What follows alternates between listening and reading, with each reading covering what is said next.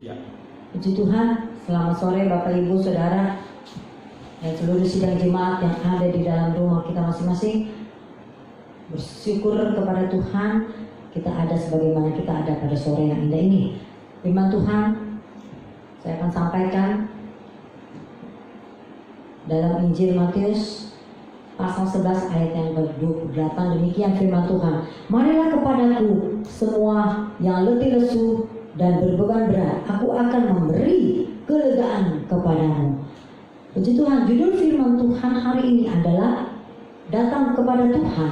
Mengapa saya mengambil judul ini? Tentunya ada banyak persoalan yang Tuhan izinkan terjadi pada setiap orang, dan realita kenyataannya ada banyak orang yang mengalami letih lesu dan berbeban berat saat ini. Maka dengan ajakan Kristus kepada kita untuk datang kepadanya, kita pasti mendapat pertolongan. Di sini kata mari dalam bahasa Indonesia adalah suatu ajakan, ayo. Dan dalam bahasa Inggris kata mari adalah come here, artinya mari, kemari. Jadi Kristus dengan rendah hati menawarkan kelegaan kepada setiap orang yang letih lesu dan berbeban berat. Tuhan Yesus tentunya sangat senang kepada orang yang mau datang kepadanya. Mengapa Tuhan Yesus mengajak setiap orang, saya dan saudara, untuk datang kepadanya? Tentunya ada hal yang Tuhan ketahui dalam hidup setiap orang.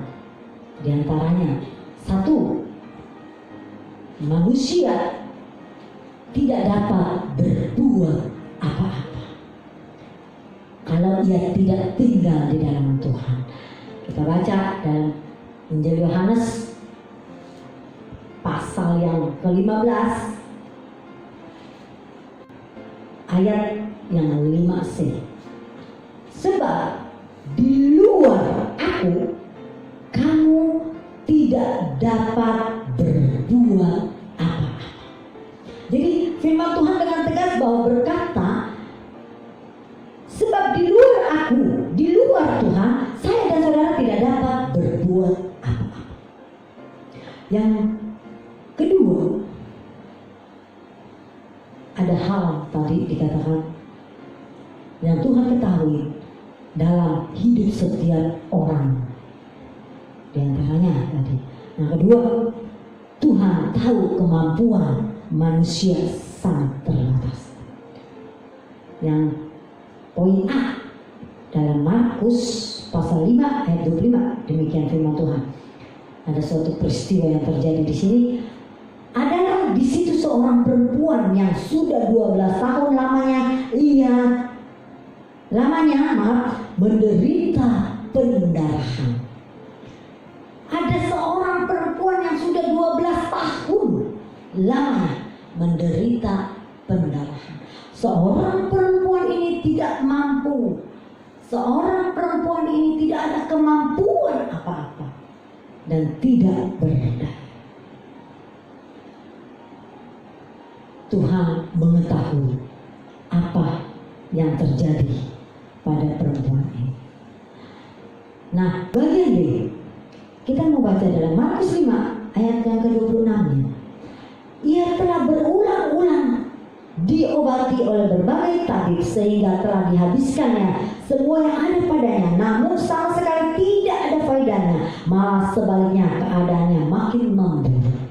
Seorang perempuan ini telah berulang-ulang diobati, dikatakan.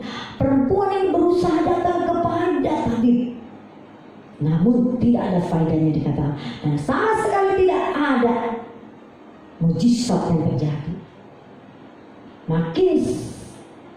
Semakin memburuk, bahkan semuanya yang ada padanya habis.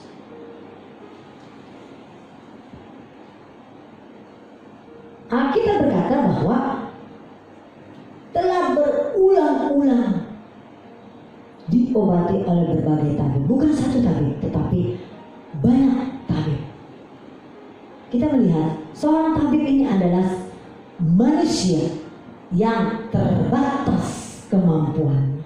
Tidak ada mujizat yang terjadi ketika semua orang atau saya dan saudara datang kepada manusia. Tidak ada mujizat. Kenapa demikian? Karena manusia tidak sempurna. Jadi kita percaya seorang perempuan ini datang kepada manusia dan tidak ada faedahnya. Alkitab mencatat tidak ada faedahnya. Keadaannya semakin memburuk. Puji Tuhan. Berikutnya, jadi berkat apa yang diberikan Tuhan kepada setiap orang yang mau datang kepada Tuhan. Kalau tadi kita lihat ada hal-hal yang Tuhan ketahui dalam setiap manusia. Tapi kalau ini berkat apa yang Tuhan berikan kepada setiap orang yang mau datang kepada Tuhan. Yang pertama, ada keberanian. Poin A. Kita baca dalam Markus 5 ayat 27. Dia sudah mendengar berita tentang Yesus, maka di tengah-tengah orang banyak itu ia mendekati Yesus dari belakang dan menjamah jubahnya. Jadi di sini kita melihat bahwa ketika perempuan ini mendengar berita tentang Yesus, maka di tengah orang banyak dia mempunyai keberanian untuk mendekati Yesus. Kata mendekati di sini dia datang kepada Tuhan. Ya kasih ya rakyat kepada Yesus Kristus. Dia datang kepada Tuhan dan dia menjamah jubahnya. Dengan keberaniannya dia datang kepada Tuhan. Dan yang kedua, ada iman yang kuat dan mujizat yang terjadi, yaitu mujizat kesembuhan. Kita mau baca dalam ayat 28 dan 29. Sebab katanya, asal ku jamah saja jubahnya, aku akan sembuh. Dengan iman yang kuat, perempuan itu katakan, asal ku jamah jubahnya, aku akan sembuh. Dengan iman yang kuat, luar biasa. Terpujilah Bapa, Putra dan Roh Kudus. Tuhan Yesus baik. Jadi dengan iman yang kuat, dia percaya dia akan sembuh. Dan ayat 29, seketika itu juga berhentilah pendarahannya dan ia merasa bahwa badannya sudah sembuh dari penyakitnya. Haleluya, puji Tuhan.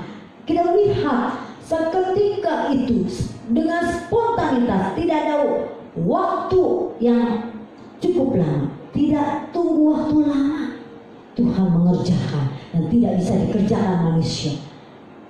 Ketika perempuan ini datang, seketika itu juga berhentilah pendarahannya dan dia merasa ada kelegaan yang sangat luar biasa yang dikerjakan oleh Tuhan Yesus Kristus. Puji bagi nama Tuhan. Tuhan Yesus sangat baik, sungguh baik. Jadi ada berkat yang Tuhan berikan kepada setiap orang yang datang kepadanya. Perempuan ini datang kepada Tuhan, ada berkat yang Tuhan sediakan. Yang pertama tadi ada keberanian, yang kedua ada iman yang kuat dan kesembuhan yang terjadi, dan yang ketiga ada kekuatan. Ada kekuatan. Kita baca di dalam Filipi 4 ayat yang ke-13. Demikian firman Tuhan, segala perkara dapat kutanggung di dalam Dia yang memberi kekuatan kepadaku. Puji Tuhan, Rasul Paulus sangat percaya. Pada waktu dia melewati masa-masa sukar, dia datang kepada Tuhan. Dia percaya. Ketika dia letih lesu dan berbeban berat, dia datang kepada Tuhan.